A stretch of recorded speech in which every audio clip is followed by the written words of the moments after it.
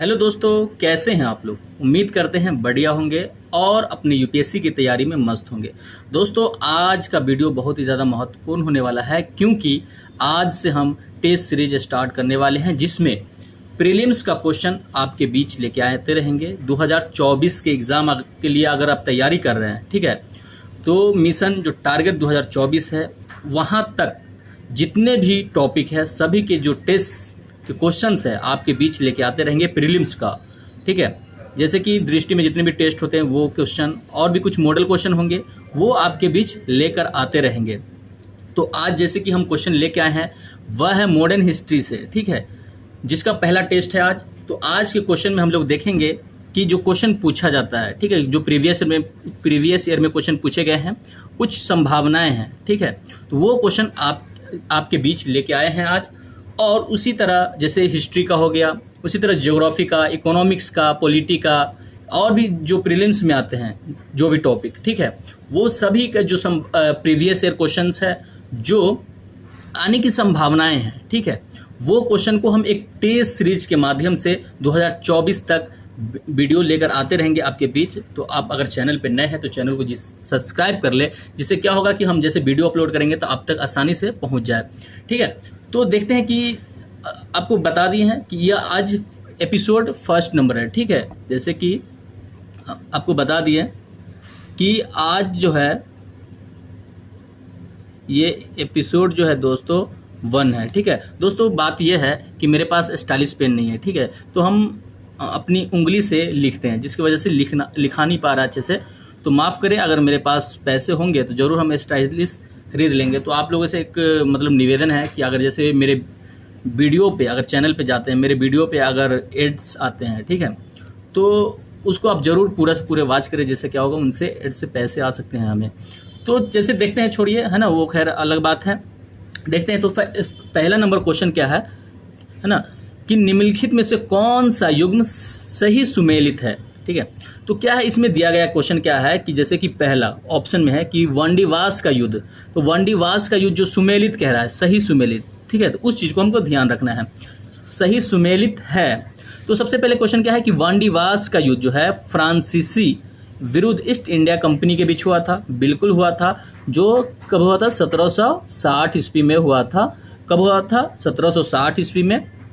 और फ्रांसीसी के विरुद्ध हुआ था, फ्रांसीसी और ईस्ट इंडिया कंपनी के विरुद्ध, जिसमें ईस्ट इंडिया कंपनी की जीत हुई थी। तो ये तो हमारा सही हो गया। ठीक है, दूसरा क्वेश्चन क्या है कि बक्सर का युद्ध, तो बक्सर का युद्ध में सही मिलान है क्या? मिर्जाफर के विरुद्ध क्लाइव के साथ हुआ था, ये गलत है। ठीक है, बक्सर का युद्ध जो हुआ था वह मीर कासिम के साथ हुआ था, 1764 में हुआ था, जो आपको पता होगा। ठीक है, तो 1764 में मीर कासिम था उस समय और हेक्टर मुनरो था। ठीक है, तो ये हमारा क्या है? गलत है।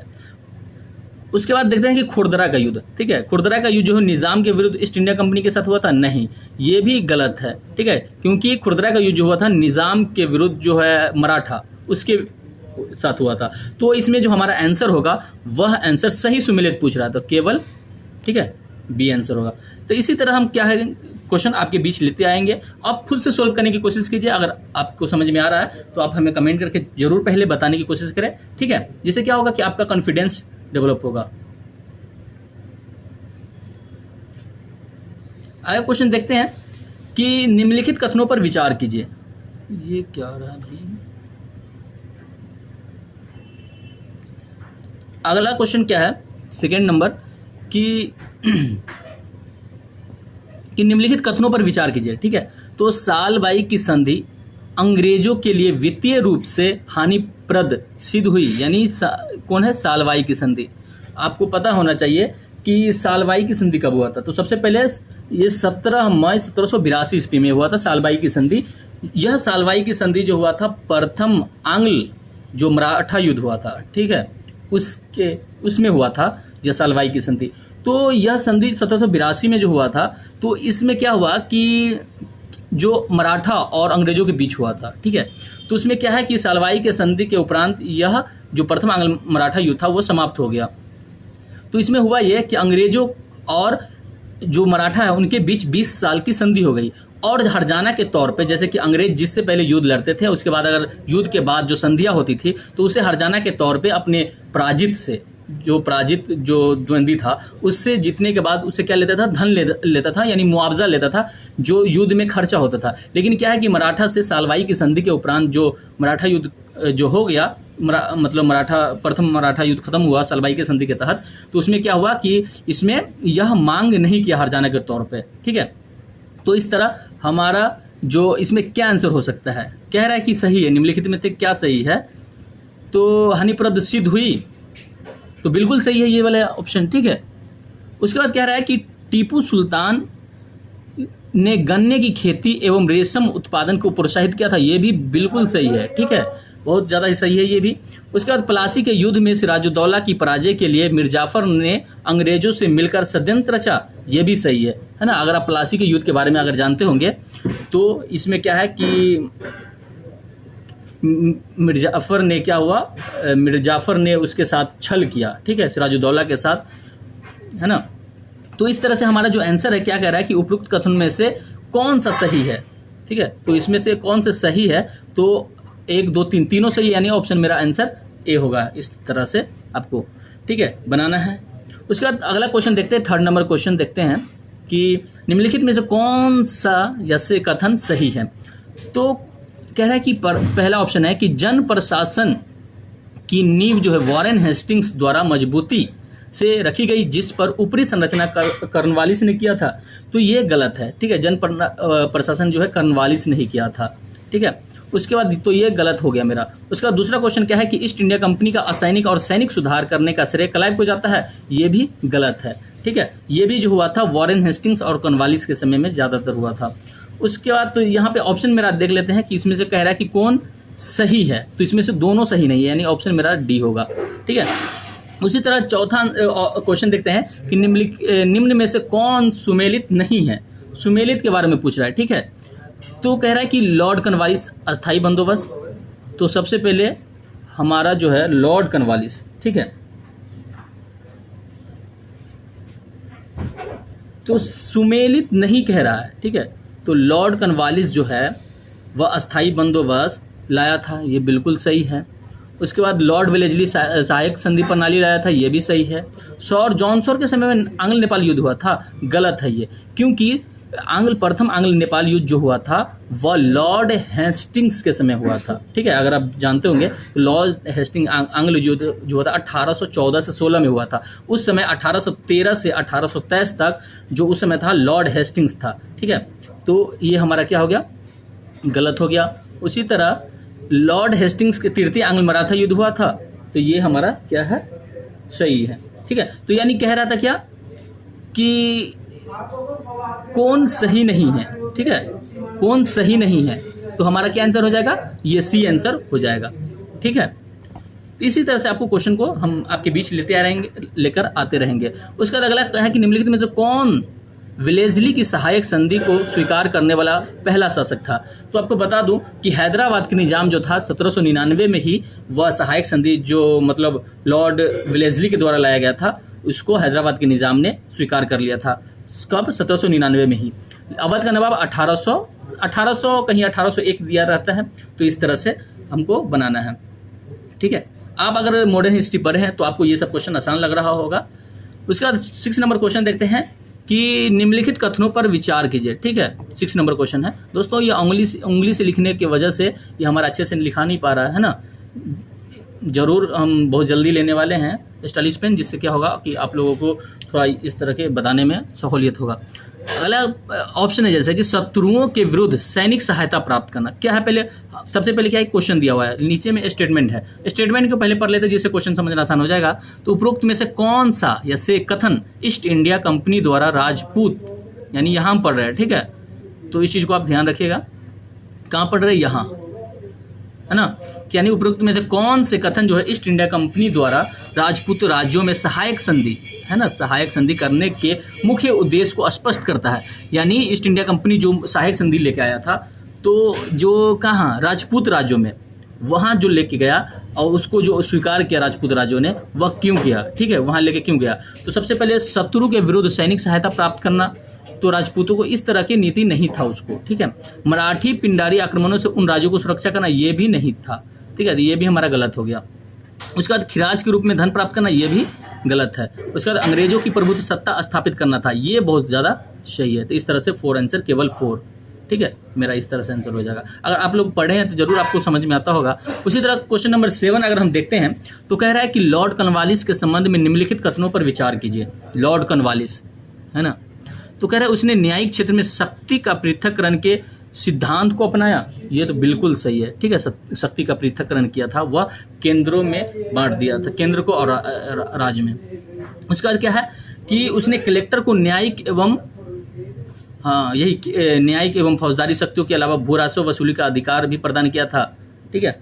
जैसे कि बात करते हैं कि जैसे कि शक्ति का पृथक्करण, जैसे कि कलेक्टर के पास जो था वह उसने बांट दिया था, न्यायिक में फौजदारी को अलग कर दिया था। उसके बाद 2 नंबर ऑप्शन क्या कह रहा है कि उसने कलेक्टर को न्यायिक एवं फौजदारी शक्तियों के अलावा भू राजस्व वसूली का अधिकार भी प्रदान किया, ये गलत है, ठीक है। उसका 3rd नंबर ऑप्शन क्या है कि उसने जिला फौजदारी न्यायालय के ऊपर 4 सर्किट कोर्ट स्थापित किया था, ये बिल्कुल सही है, ठीक है। अगर आप पढ़ें तो आपको मालूम होगा। तो इसका आंसर क्या होगा, सही है। मतलब ऑप्शन में कह रहा है कि कौन से कथन जो है सही है, तो ऑप्शन क्या है 1 और 3 है, तो ये मेरा आंसर हो गया, ठीक है। उसी तरह क्या है कि निम्नलिखित बंगाल के गवर्नर जनरल में से कौन एक तृतीय आंग्ल मैसूर युद्ध के संबंध में है। कह रहा है कि बंगाल के गवर्नर जनरल में से कौन एक तृतीय आंग्ल मैसूर युद्ध। तृतीय आंग्ल मैसूर युद्ध सबसे पहले कब हुआ था, हमको ये जानना होगा। तो ये हुआ था 1790 से 92 में, ठीक है। ये चीज़ आपको जानकारी होना चाहिए। तो आप बात ये करेंगे कि 1790-92 के समय में उस समय गवर्नर जनरल कौन था बंगाल का, ठीक है। तो अब बात करते पहला ऑप्शन ए, वॉरेन हेस्टिंग्स। तो वॉरेन हेस्टिंग जो था उसका कार्यकाल था 1772 से लेकर के 1785 तक। अगला ऑप्शन आता है कि लॉर्ड कॉर्नवालिस, इसका जो कार्यकाल था 1786 से 1793, ठीक है। तो और तृतीय आंग्ल मैसूर युद्ध हुआ था 1790 से 92, है ना। तो इसी बीच में यानी ऑप्शन मेरा बी हो गया। इस तरह से आप बनाने की कोशिश करें, ठीक है। 9 नंबर क्या कह रहा है कि कथन ए, 1793 के पश्चात सरकार ने भारत के किसी अन्य क्षेत्र में अस्थायी बंदोबस्त का विस्तार नहीं किया, ये बिल्कुल सही है ना। उसके बाद अब सरकार कृषक को जमींदारों के शोषण से बचाना चाहती थी, नहीं, ये गलत है। वो शोषण से कभी भारत के किसी भी क्षेत्र में हो वह भलाई नहीं सोचा था, ठीक है। वह मतलब भविष्य में हो गया, जैसे कि रेलवे बिछाया तो वह भविष्य के लिए भारत के सपोर्ट में था, ठीक है, सहयोग में था। लेकिन वो अपने आवश्यकता के अनुसार उन्होंने भारत को शोषण किया था, ठीक है। तो इसका ऑप्शन जो होगा, कह रहा है कि केवल कथन एक सही है, तो ऑप्शन ए देखेंगे कि ए तथा आर दोनों सत्य है तथा आर ए की उचित व्याख्या करता है, ये गलत है, ठीक है। ए तथा आर दोनों सत्य है किंतु आर ए की उचित व्याख्या नहीं करता, ये भी गलत है, क्योंकि आर दोनों सत्य कर रहा है। ए सही है तथा आर गलत है, ये सही हो गया मेरा, ठीक है। तो इस तरह से हम क्वेश्चन को बनाएंगे। क्वेश्चन नंबर 10 क्या कह रहा है, 10 नंबर क्वेश्चन को देखिए, निम्नलिखित पर विचार कीजिए। कह रहा है लॉर्ड कॉर्नवालिस जो है, ठीक है। तो लॉर्ड कॉर्नवालिस और अलेक्जेंडर रीड और थॉमस मुनरो, तो उपरोक्त में से कौन ब्रिटिश शासक, ठीक है, के दौरान भारत में रैयतबारी बंदोबस्त। सबसे पहले आपको पता होना चाहिए कि भारत में जो है अंग्रेजों के द्वारा 3 तरह के मतलब कृषि के क्षेत्र में वो मतलब राजस्व वसूलते थे। एक था क्या, अस्थायी बंदोबस्त के रूप में, दूसरा क्या था महलवारी, ठीक है, तीसरा कौन था, रैयतवारी, ठीक है। अगर हम सही है तो, अगर कहीं गलत होंगे तो दोस्त जरूर हमें, क्योंकि हम भी एक एस्पिरेंट है, हम भी तैयारी के दौरान में है, लेकिन हमें ऐसा लग रहा है कि हम अपने दोस्तों के साथ जो इनसे वंचित है उसके लिए हम वीडियो बना करके ये सब क्वेश्चन को उनके साथ शेयर करें, जिससे उसे फ़ायदा हो जाए, ठीक है। तो हमें भी किसी तरह की गलतियाँ होती है तो हमें ज़रूर मनोबल बढ़ाएं, कमेंट करें, और कहीं गलती हो तो हमें ज़रूर बताएं, यहाँ से आपकी सुधार की ज़रूरत है, ठीक है। तो हम सुधार पूरी तरीके से करने की कोशिश करेंगे।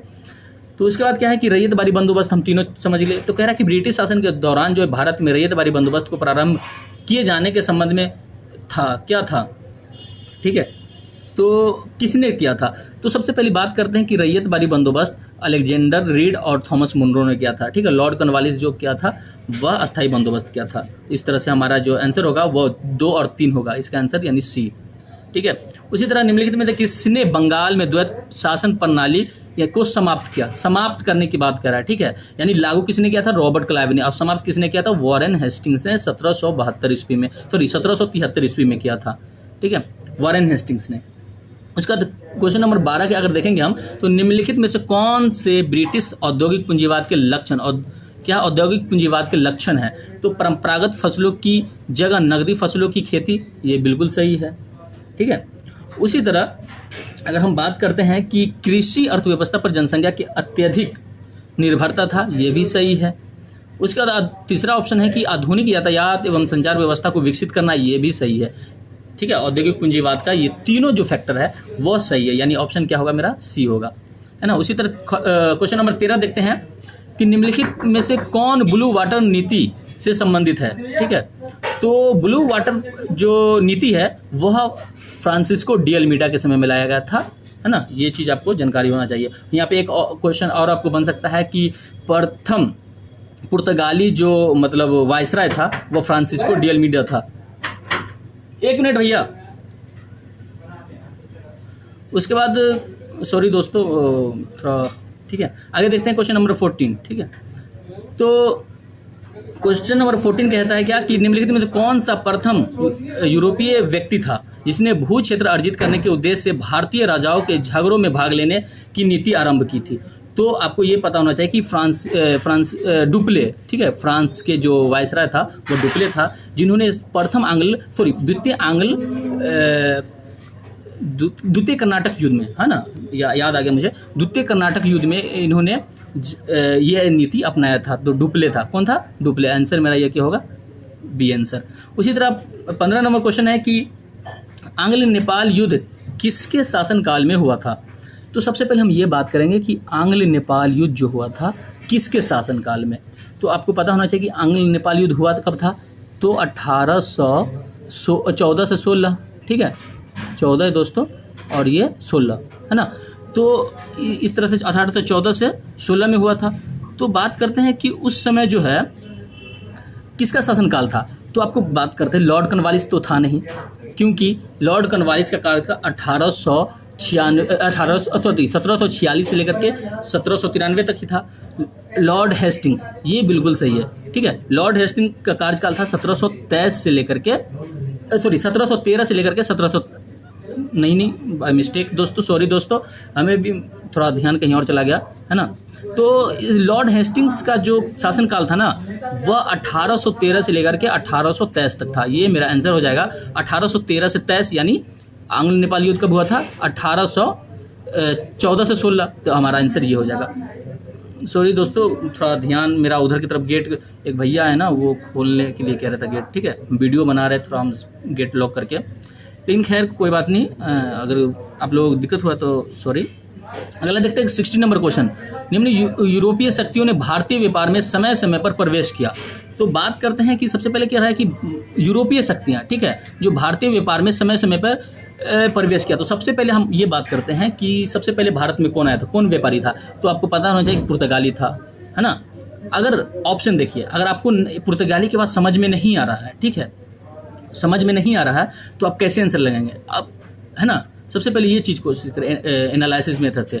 तो क्या है कि सबसे पहले अगर आया है तो पुर्तगाली आया, ये तो आपको जानकारी होना चाहिए, ये तो सभी बच्चे को जानकारी होता है कि सबसे पहले पुर्तगाली आया था, पुर्तगाली, ठीक है। तो ऑप्शन भी यहाँ अगर देखेंगे आप तो यानी 4 है, ये 4 नंबर है इसका, ठीक है, पुर्तगाली का 4 नंबर है। यहाँ पे 4 से स्टार्ट कौन है? तो यानी बी, ऑप्शन मेरा बी आंसर हो जाएगा। ऐसे तो हो जाएगा बी, ठीक है। अगर आपको याद है, कंफर्म ज़्यादा होना चाहते हैं तो देखिए 4 से कोई स्टार्ट है नहीं ना है, तो 4 से कौन स्टार्ट है? बी स्टार्ट है, तो यानी मेरा आंसर तो ये हो गया, ठीक है। नहीं, अगर आपको याद नहीं है तो, लेकिन आपको बता दें कि सबसे पहले पुर्तगाली आया था 1498 में, उसके बाद आया था, उसके बाद डच आया था, ठीक है। यह कहा जाता है कि 1604 में 5 में दोनों कहा जाता है इसको, है ना, कि 1604 में भी आया, 1605 में भी आया। तो डच कंपनी आया, अंग्रेजी जो ब्रिटिश इंडिया कंपनी 1608 में आया था, और फ्रांसीसी 1767-68 की बात है, यानी इन सब में कन्फ्यूजन है ना।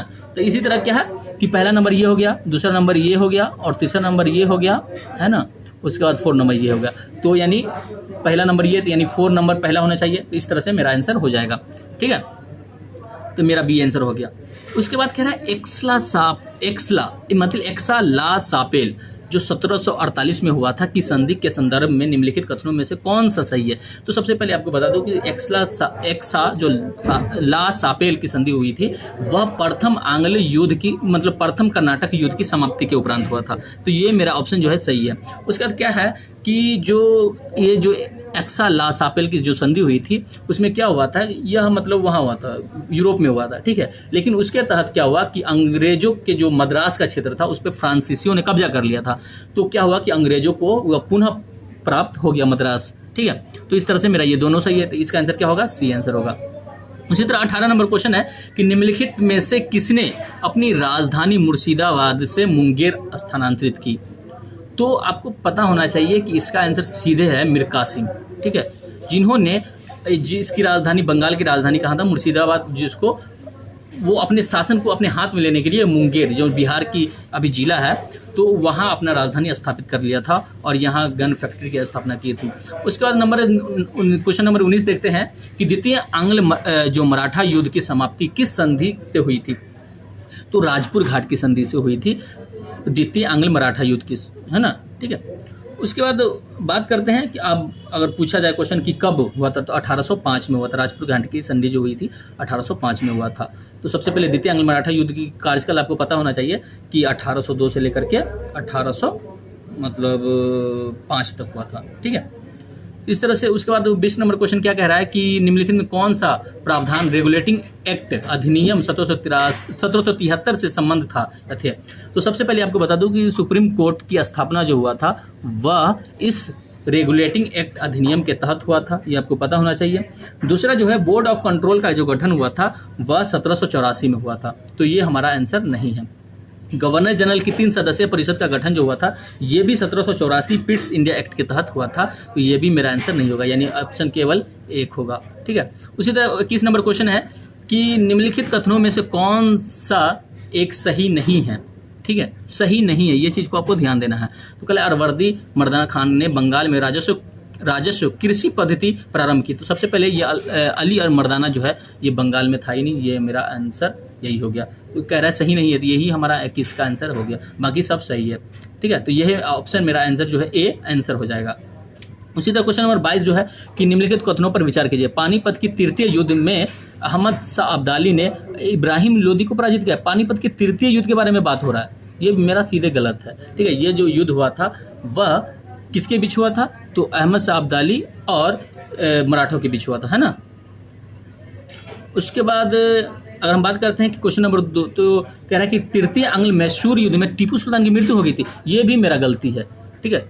तृतीय आंग्ल मैसूर युद्ध जो हुआ था वह मैसूर टीपू सुल्तान की मृत्यु नहीं हुई थी। उस समय किसकी मृत्यु हुई थी, तो फिर टीपू सुल्तान की किस मैसूर युद्ध के तहत हुआ था, तो चौथा जो चतुर्थ आंग्ल मैसूर युद्ध हुआ था उसमें टीपू सुल्तान की मृत्यु हो गई थी, ठीक है। 3rd नंबर ऑप्शन क्या है कि प्लासी के युद्ध में सिराजुद्दौला के पराजय के लिए मीर जाफर ने अंग्रेजों से मिलकर षड्यंत्र रचा। ये बिल्कुल सही है, केवल 3 आंसर मेरा हो जाएगा, सही है, ठीक है। भारत में ब्रिटिश कंपनी के अंतर्गत किए जाने वाले भू राजस्व के निर्धारण में किस कारक या किन कारकों ने भूमिका निभाई थी। क्या कह रहा है, भारत में ब्रिटिश कंपनी के अंतर्गत किए जाने वाले भू राजस्व का निर्धारण किन कारणों, तो राजस्व आय में वृद्धि करना, ये बिल्कुल सही होगा, ठीक है। उसके बाद अगर हम बात करते हैं कि क्षेत्रीय परिस्थितियों के साथ समझौता करना, तो अगर हम ये करें कि क्षेत्रीय, ठीक है, तो जैसे कि देख सकते हैं, 1 मिनट दोस्तों, तो क्षेत्रीय परिस्थितियों के साथ समझौता किया था कि ब्रिटिश कंपनी ने अंतर्गत किए जाने वाले भू राजस्व निर्धारण में किन कारक को भूमिका निभाई थी। तो ये राजस्व आय में वृद्धि करना, तो ये सही है हमारा, ठीक है। क्षेत्रीय परिस्थितियों के साथ समझौता करना, ये भी सही है। क्षेत्रीय परिस्थिति के साथ समझौता किया तभी तो वो इतना दिनों तक राज कर पाया, है ना, ये भी सही है। भारत में पूंजीवादी खेती को प्रोत्साहन देना, तो भारत में पूंजीवादी खेती का प्रोत्साहन नहीं दिया था, ठीक है, वो पूंजी लगाया ही नहीं पूंजीवादी खेती के कैसे। तो इस तरह से मेरा आंसर जो होगा केवल 1 और 2 होगा, यानी आंसर सी होगा। उसी तरह 24 नंबर क्वेश्चन है कि निम्नलिखित स्थानों पर विचार कीजिए। कह रहा है कि पहला ऑप्शन है कि नागपट्टनम, चिनसूरा, भरूच और मछलीपट्टनम। कह रहा है कि उपरोक्त में किन स्थानों पर डचों ने अपना व्यापारिक अड्डे स्थापित किए थे, यानी चारों, है ना, इसमें सभी में। ऑप्शन मेरा क्या होगा, डी आंसर होगा। ठीक है, रिंग फेंस की यानी रिंग फेंस की नीति का संबंध इनमें से किससे है? तो आपको बता दूं कि रिंग फेंस यानी घेरे की नीति। घेरे की नीति कौन लाया था? तो आपको सीधे आंसर जाना चाहिए वॉरेन हेस्टिंग्स का। ठीक है, वॉरेन हेस्टिंग्स ने घेरे की नीति अपना करके ये अपने शासन को अपने जो अड़ोसी पड़ोसी जो स्टेट था, ठीक है, उस समय जो रियासत था उसको अपने कब्जे में लिया था। तो रिंग फेंस यानी घेरे की नीति के तहत इसका आंसर ये हो जाएगा वॉरेन हेस्टिंग्स। फिर कहेंगे क्या कि डलहौजी के समय, तो डलहौजी के समय में आपको पता होना चाहिए कि दो तरह के व्यापक सिद्धांत लेके आया था, और अंकुश के सिद्धांत के तहत वह अपने जो छोटे मोटे रियासत है उसको अपने कब्जे में लिया था। और रॉबर्ट क्लाइव के समय तो आपको पता है कि द्वैध शासन प्रणाली, है ना, हेनरी लॉरेंस के बारे में मुझे नहीं पता। दोस्तों ये एपिसोड आपको कैसा लगा हमें कमेंट करके ज़रूर बताएं, और अच्छा लगा है तो ज़रूर कमेंट करें, अपने साथियों को दोस्तों को भी शेयर करें, जिससे अगर आप हमें कमेंट करेंगे, लाइक करेंगे ना, तो मुझे मोटिवेशन मिलेगा और आप तक और जितनी भी क्वेश्चन मिलेगा हम आप तक शेयर करते रहेंगे। और टारगेट रखे हैं कि 2024 तक जितने भी प्रीलिम्स का क्वेश्चन होगा, ठीक है, जितने भी सब्जेक्ट से, यानी हिस्ट्री से, ज्योग्राफी से है, पॉलिटी से, है ना, इकोनॉमिक्स से, और भी कई सारे जो क्वेश्चन आते हैं जहाँ से, ठीक है, विविध क्षेत्र से, साइंस एंड टेक से, तो सभी से क्वेश्चन आपके बीच लेके आएंगे। इसी तरह 20-25 क्वेश्चन।